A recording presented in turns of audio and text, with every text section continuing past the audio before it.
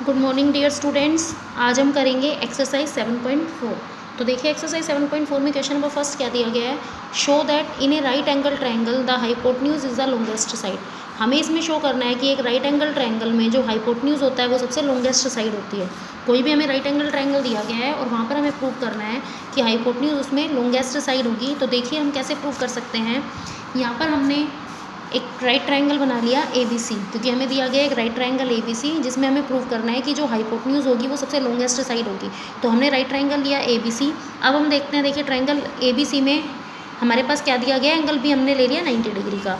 अब हमें प्रूव क्या करना है, इसमें हमें प्रूव करना है कि हाइपोटेन्यूज ए बी जो है वो लॉन्गेस्ट साइड है। लॉन्गेस्ट साइड का मतलब ए सी जो है, हाइपोटेन्यूज ए सी है वो ए बी से भी ग्रेटर देन होगा, एंड ए सी जो है वो हमारे पास किससे ग्रेटर देन होगा, बी सी से भी ग्रेटर देन होगा। मतलब hypotenuse A C longest side कब होगी, जब वो ए बी से भी ग्रेटर देन होगी और बी सी से भी ग्रेटर देन होगी।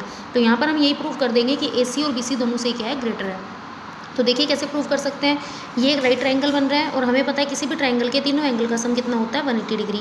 तो हमने लिया in triangle A B C angle A plus angle B plus angle C is equal to 180 degree. इन तीनों एंगल का सम 180 डिग्री हो गया। अब हमें ये भी पता है कि एंगल भी 90 डिग्री का है, तो हमने किया एंगल ए बी की जगह 90 डिग्री पुट किया plus angle C is equal to 180 degree.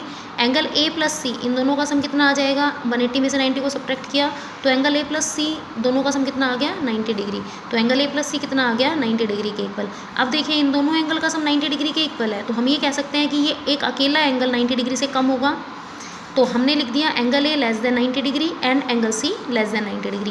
क्योंकि दो एंगल का सम मिलके फिर 90 डिग्री बन रहा है, तो हम ये कह सकते हैं कि एक जो सिंगल एंगल होगा, मतलब एंगल ए या एंगल सी, वो दोनों 90 डिग्री से क्या होंगे, कम के होंगे। तो हमने लिख दिया angle A less than 90 degree and angle C less than 90 degree.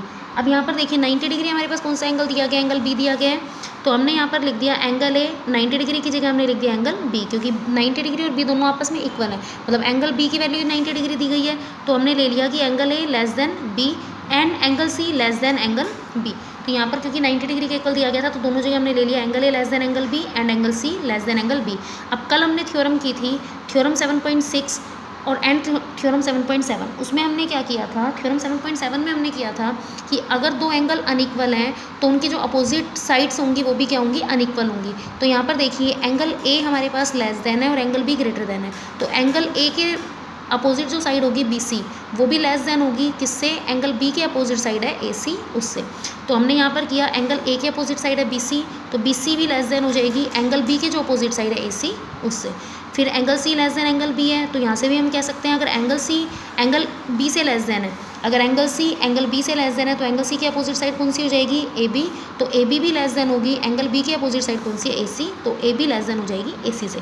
तो यहाँ से देखिए हमने प्रूव कर दिया कि ए सी भी बी सी से ग्रेटर दैन है और ए सी ए बी से भी ग्रेटर दैन है, या हम ये भी कह सकते हैं कि बी सी भी ए सी से छोटा है और ए बी भी ए सी से छोटा है। तो इसका मतलब ए सी क्या है, सबसे लॉन्गेस्ट साइड है। तो यहाँ पर हमने लिखा this implies that A C is the longest side. A C longest side है, तो ए सी अगर लॉन्गेस्ट साइड है तो ए सी क्या है, हाइपोटेन्यूज। तो यहाँ से हमने प्रूव कर दिया कि एक राइट ट्रायंगल में जो हाइपोटेन्यूज होता है वो क्या होती है, सबसे लॉन्गेस्ट साइड होती है।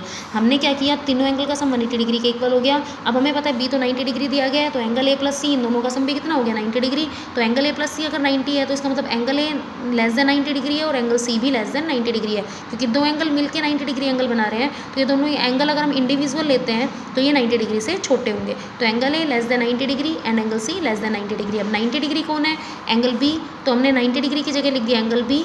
अब एंगल ए अगर लेस देन एंगल बी है तो एंगल ए के अपोजिट साइड बी सी वो भी लेस देन होगी एंगल बी के अपोजिट साइड ए सी से, तो B C less than A C. और अगर angle C less than angle B है तो एंगल सी के अपोजिट साइड हमारे पास हो गई ए बी और एंगल बी के अपोजिट साइड हो गई ए सी, तो A B side A C से भी लेस देन है। तो मतलब दोनों केस में क्या आया, ए सी जो है वो ग्रेटर साइड है, तो अगर ए सी ग्रेटर साइड है तो हम ये कह सकते हैं कि A C is the longest side.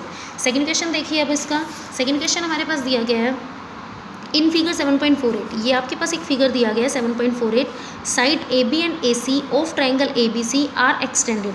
हमने ए बी सी जो ट्राइंगल है हमारे पास, इस ट्राइंगल में हमने ए बी साइड को और ए सी साइड को एक्सटेंड कर दिया to the points P and Q respectively. A B को हमने एक्सटेंड कर दिया पी पॉइंट तक और ए सी को हमने एक्सटेंड कर दिया क्यू पॉइंट तक। Also angle P B C less than angle Q C B. Angle P B C ये जो एंगल हमारे पास बन रहा है ये लेस देन होगा एंगल क्यू सी बी के, तो मतलब इस वाले एंगल के। Angle P B C is less than angle Q C B. ये हमें दिया गया है शो दैट, हमें शो करना है कि AC जो साइड होगी वो AB से ग्रेटर देन होगी। तो देखिए AC को क्योंकि हमें AB से ग्रेटर देन प्रूव करना है तो हम क्या प्रूव कर देंगे यहाँ पर, AC के अपोजिट एंगल को ग्रेटर प्रूव कर देंगे। अगर हम AC के अपोजिट एंगल को ग्रेटर प्रूव कर देते हैं और AB के अपोजिट एंगल को हम स्मॉलर प्रूव कर देंगे, तो यहाँ से हमारे पास क्या हो जाएगा, क्योंकि हमने थ्योरम 7.7 में किया है कि अगर एक ट्राइंगल में एक एंगल बड़ा है और एक एंगल छोटा है तो बड़े वाले एंगल की जो अपोजिट साइड होगी वो बड़ी होगी और छोटे वाले एंगल की अपोजिट जो साइड होगी वो क्या होगी, छोटी होगी। तो यहाँ पर एक ट्राइंगल दिया गया है, इसकी हमने AB और AC साइड को एक्सटेंड कर दिया। फिर हमें दिया गया angle PBC is less than angle QCB, ये जो एंगल बन रहा है ये QCB से लेस देन है, तो हमें शो करना है कि AC is greater then AB होगी। तो देखिए हम इसको कैसे प्रूव कर सकते हैं, इसके लिए हमने देखिए ये डायग्राम बना रखा है। अब यहाँ पर देखिए हमें जो गिवन है वो क्या है, PBC is less then QCB। तो PBC को हम एंगल 1 मान सकते हैं, तो मैंने यहाँ पर ले लिया एंगल 1, इसको ले लिया एंगल 2, इधर ले लिया एंगल 3 और इधर ले लिया एंगल 4। और हमें प्रूफ इसमें क्या करना है, AC is greater then AB, AC को हमें AB से ग्रेटर देन प्रूफ करना है। तो देखिए अगर AC को AB से ग्रेटर देन प्रूफ करना है तो अगर हम एंगल 3 को एंगल 4 से ग्रेटर देन प्रूफ कर दें, अगर हम एंगल 3 को एंगल 4 से ग्रेटर देन प्रूफ कर दें तो एंगल 3 अगर एंगल 4 से बड़ा होगा तो एंगल 3 के अपोजिट साइड AC वो भी एंगल 4 के अपोजिट साइड AB से बड़ी हो जाएगी। तो यहाँ पर हम क्या प्रूव कर देंगे, एंगल 3 को एंगल 4 से ग्रेटर प्रूव कर देंगे।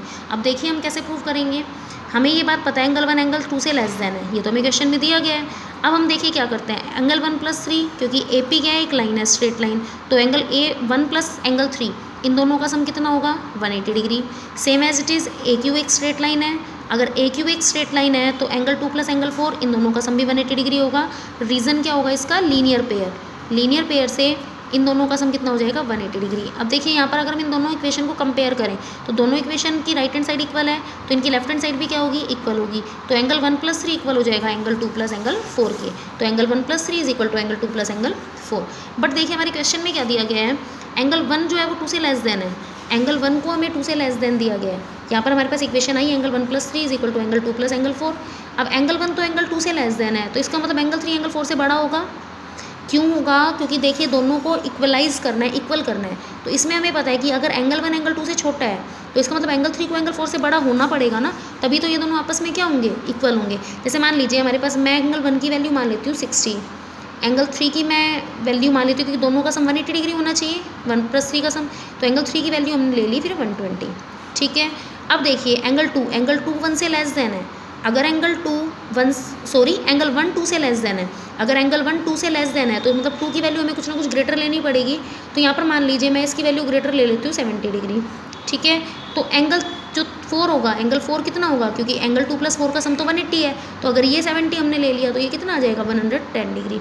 तो यहाँ से अगर हम इसको कंपेयर करें तो देखिए, क्योंकि एंगल 1 एंगल 2 से लेस देन था तो एंगल 3 एंगल 4 से क्या हो गया, ग्रेटर हो गया। तो यहाँ पर हमने सेम यही लिखा, because angle 1 less than angle 2 तो angle 3 must be greater than angle 4 to equalise angle 1 + 3 and angle 2 + 4।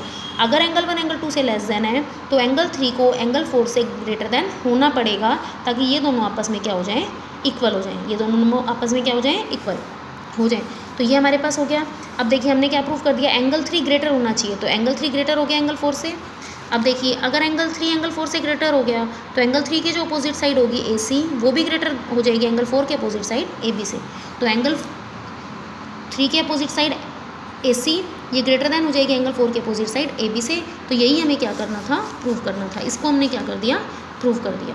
Next हमारे पास क्वेश्चन है, question number 3। In figure 7.49 angle B less than angle A and angle C less than angle D। Angle B angle A से less then दिया गया है, angle B angle A से छोटा दिया गया है and angle C is less than angle D। देखिए B A से छोटा है और C D से छोटा है। Show that AD is less then BC। हमें शो करना है ये जो AD साइड होगी ये BC से लेस देन होगी, AD जो साइड होगी वो BC से लेस देन होगी। हम ये कह सकते हैं BC साइड ग्रेटर देन होगी AD से। तो देखिए हम कैसे प्रूव कर सकते हैं, यहाँ पर देखिए हमने इसका डायग्राम ये बना रखा है। यहाँ हमारे पास दिया गया है angle B is less than angle A and angle C is less than angle D। हमें प्रूव करना है AD is less then BC, तो हमने गिवन और टू प्रूफ लिख दिया। अब इसका सॉल्यूशन स्टार्ट करते हैं। देखिए अगर हम इसी ट्रायंगल में देखते हैं तो हमें क्या दिया गया है, angle B is less than angle A।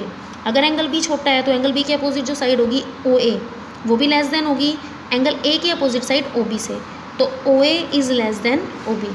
तो हमने लिख दिया OA is less then OB। ये हमारे पास इक्वेशन फर्स्ट मान ली। B लेस देन था, A ग्रेटर था, तो B के अपोजिट साइड होगी OA और ए की अपोजिट साइड होगी ओ बी, तो ओ ए भी लेस देन हो जाएगी ओ बी से। ये हो गया। अब अगर हम इस ट्रायंगल की बात करें तो इस ट्रायंगल में angle C is less than angle D दिया गया है, तो एंगल सी की अपोजिट साइड होगी ओ डी और एंगल डी की अपोजिट साइड होगी ओ सी, तो ओ डी लेस देन हो जाएगी ओ सी से। तो हमने लिख दिया O D is less than O C, क्योंकि ये लेस देन दिया गया था, ये ग्रेटर दिया गया था। अब देखिए यहाँ पर हमारे पास इसको इक्वेशन फर्स्ट मान लिया, इसको हमने इक्वेशन सेकंड मान लिया। अगर हम दोनों इक्वेशंस को ऐड कर देते हैं तो हमने ओ ए में ओ डी को ऐड कर दिया और ओ बी में ओ सी को ऐड कर देते हैं, तो ओ ए प्लस ओ डी हमने कर दिया और ओ बी प्लस ओ सी कर देते हैं। तो ओ ए प्लस ओ डी करेंगे तो ये क्या बन जाएगा, ए डी बनेगा। तो ओ ए प्लस ओ डी मतलब ए डी, ठीक है। और ओ बी प्लस ओ सी, ओ बी प्लस ओ सी, ये हमारे पास क्या बन जाएगा, बी सी। तो A D is less then क्या हो गया, बी सी। और यही हमें क्या करना था, प्रूव करना था। हमें यही क्या करना था, प्रूव करना था।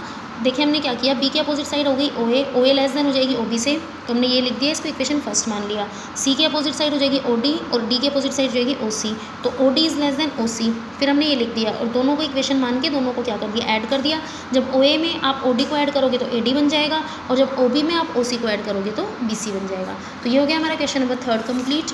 नेक्स्ट देखिए question number 4, AB and CD are respectively the smallest and longest side of a quadrilateral ABCD। AB और CD, देखिए ये एक क्वाड्रिलेटरल बना हुआ है, इसमें AB सबसे छोटी साइड है, मतलब इन सभी साइड से AB क्या होगी, सबसे छोटी होगी, और DC साइड लॉन्गेस्ट साइड है, मतलब इन तीनों साइड से DC क्या होगी, लॉन्गेस्ट साइड होगी। शो दैट, हमें शो करना है angle A greater than angle C। Angle A जो बन रहा है ये C से ग्रेटर देन होगा, एंड एंगल B, ये वाला जो एंगल B बन रहा है ये एंगल D से ग्रेटर देन होगा। तो आइए देखते हैं हम इसको कैसे प्रूव करेंगे। हमने लिख दिया, हमारे पास जो गिवन था, A B is the smallest side and C D is the greatest side of quadrilateral A B C D. Quadrilateral A B C D में ए बी सबसे छोटी साइड है और सी डी सबसे बड़ी साइड है। हमें प्रूव करना है एंगल ए को सी से ग्रेटर और एंगल बी को एंगल डी से ग्रेटर। अब देखिए इसका सोल्यूशन करते हैं हम स्टार्ट। कैसे करेंगे हम इसको, इसके लिए हमने क्या किया, जो हमारे पास फर्स्ट पार्ट हमें प्रूव करना है angle A is greater than angle C. First part हमें क्या प्रूव करना है, angle A is greater than angle C. उसके लिए हमने कंस्ट्रक्शन कर दी, हमने ए को सी से ज्वाइन कर दिया। ए को जब सी से ग्रेटर देन प्रूव करना है तो हमने ए को सी से ज्वाइन कर दिया। अब देखिए जब ए को सी से ज्वाइन करेंगे तो यहाँ पर जितने भी एंगल बनेंगे, ये हमारे पास कुछ एंगल बन रहे हैं, तो यहाँ पर हमने इनको नाम दे दिया 1 2 3 4, ठीक है। जब हमने ए सी को ज्वाइन किया तो इस ए सी पर जितने भी एंगल बन रहे हैं उनको हमने नेम दे दिया। अब हम सोल्यूशन स्टार्ट करते हैं। देखिए हमारे पास 2 ट्रायंगल बन गए जब हमने ए सी को ज्वाइन किया। तो यहाँ पर देखिए अगर हम ट्रायंगल ए बी सी की बात करें तो ट्रायंगल ए बी सी में हमें पता है ए बी साइड सबसे छोटी होगी, क्योंकि A B is less than B C. ये हमें क्वेश्चन में दिया गया है कि ए बी किसी भी क्वाड्रिलेटरल की छोटी साइड है ए बी सी डी की, और सी डी क्या है, सबसे बड़ी साइड है। तो ए बी बी सी से लेस देन हो जाएगी, तो हमने यहाँ पर लिखा A B is less than B C. अगर ए बी बी सी से लेस देन है तो ए बी के अपोजिट जो एंगल होगा एंगल 2 वो भी लेस देन होगा बी सी के अपोजिट एंगल 1 से। तो यहाँ पर एंगल 2 को हमने एंगल 1 से लेस देन दिखा दिया। अब हम सेकंड ट्रायंगल में बात करते हैं, सेकंड ट्रायंगल की। इन ट्रायंगल ए डी सी, अगर हम ए डी सी ट्रायंगल में देखें तो यहाँ पर देखिए ए डी सी ट्रायंगल में डी सी साइड सबसे लॉन्गेस्ट साइड है, तो हम ये कह सकते हैं ए डी जो होगी वो डी सी से छोटी होगी। तो हमने यहाँ पर लिखा A D is less than D C, क्योंकि डी सी सबसे लॉन्गेस्ट है तो A D is less than D C. A D D C से लेस देन हो गया। अब ए डी के अपोजिट जो एंगल होगा एंगल 3 वो भी लेस देन होगा डी सी के अपोजिट एंगल 4 से। तो एंगल 3 हमारे पास लेस देन हो गया एंगल 4 से। तो इसको हमने इक्वेशन फर्स्ट मान लिया, इसको इक्वेशन सेकंड मान लिया। दोनों इक्वेशन को आइए देखते हैं, ऐड कर देते हैं।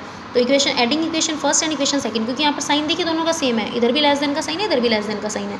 तो adding equation first and equation second, angle 2 plus angle 3, angle 2 में एंगल 3 को ऐड कर दिया, and angle 1 plus angle 4, angle 1 में एंगल 4 को ऐड कर दिया।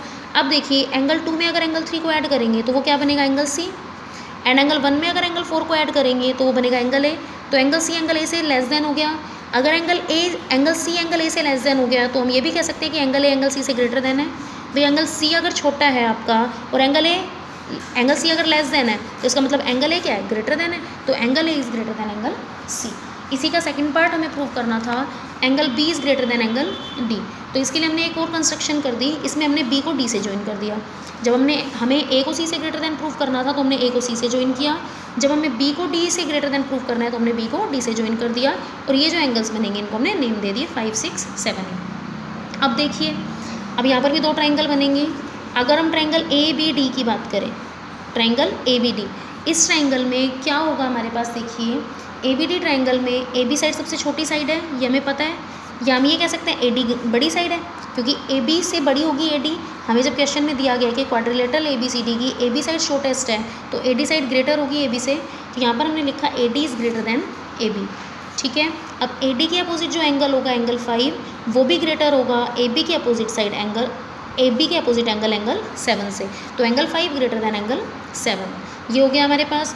अब अगर हम इस ट्रायंगल में बात करें तो हमें पता है CD साइड ग्रेटर है और BC साइड स्मॉलर है, क्योंकि CD लॉन्गेस्ट साइड है, तो CD is greater then BC या DC is greater then BC। BDC triangle में DC is greater then BC, तो DC के अपोजिट एंगल कौन सा होगा एंगल 6 और BC के अपोजिट एंगल होगा एंगल 8, तो angle 6 is greater than angle 8। ये हमने लिख दिया।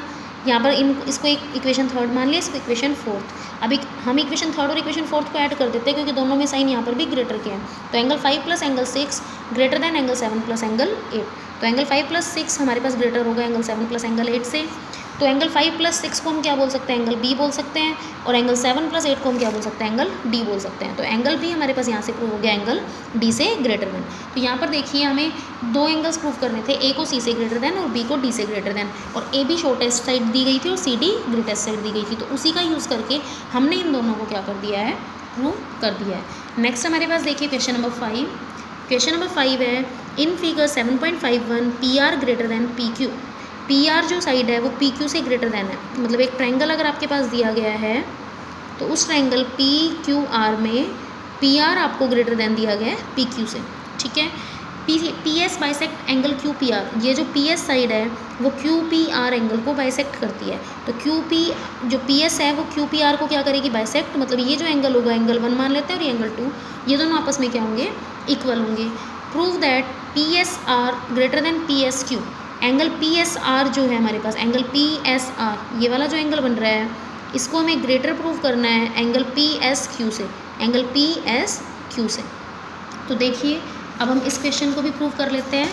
देखिए हम कैसे करेंगे। यहाँ पर हमारे पास ये डायग्राम दिया गया है, ठीक है, हमें क्या दिया गया है, PR ग्रेटर देन PQ। अब देखिए कोई भी ट्रायंगल है PQR, हमारे पास मान लीजिए ये PQR जो ट्रायंगल दिया गया है PQR, अगर इसमें PR ग्रेटर देन PQ है, PR अगर ग्रेटर देन PQ है तो हम ये कह सकते हैं PR की जो अपोजिट एंगल होगा, मतलब एंगल Q, वो ग्रेटर देन होगा PQ की जो अपोजिट एंगल है एंगल R से, because PR is greater then PQ in triangle PQR। तो यहाँ से हम कह सकते हैं कि PR के अपोजिट एंगल एंगल Q वो भी ग्रेटर होगा PQ के अपोजिट एंगल एंगल R से, तो Q is greater then R। ये बात हमें पता लग गई। तो देखिए सबसे पहले तो यहाँ पर जो हमारे पास गिवन था हमने वो लिख दिया, PR ग्रेटर देन PQ दिया गया है and PS bisect angle QPR को बाइसेक्ट कर रहा था PS, तो एंगल 1 एंगल 2 के इक्वल है। हमें प्रूव करना है PSR ग्रेटर देन PSQ, मतलब एंगल 5 ग्रेटर देन एंगल 6, क्योंकि हमने PSR को क्या मान लिया, एंगल 5 मान लिया, और PSQ को हमने क्या मान लिया, एंगल 6 मान लिया। अब देखिए हम इसको कैसे प्रूव करेंगे। हमने यहाँ पर यही लिखा in triangle PQR because PR greater than PQ, तो जो एंगल PQR होगा, मतलब ये जो एंगल हमारे पास बन रहा है इसमें एंगल 3 वो ग्रेटर देन होगा एंगल 4 से। तो यहाँ पर हमने लिखा PQR greater than PRQ, PQR को हमने थर्ड एंगल माना और ये फोर्थ, तो angle 3 is greater than angle 4। ठीक है, ये हमें पता लग गया। तो देखिए हमें यहाँ पर क्या क्या चीज़ें पता लगी, एंगल 1 एंगल 2 के इक्वल है, एंगल 3 एंगल 4 से ग्रेटर देन है, और हमें प्रूफ करना है एंगल 5 ग्रेटर देन एंगल 6 से।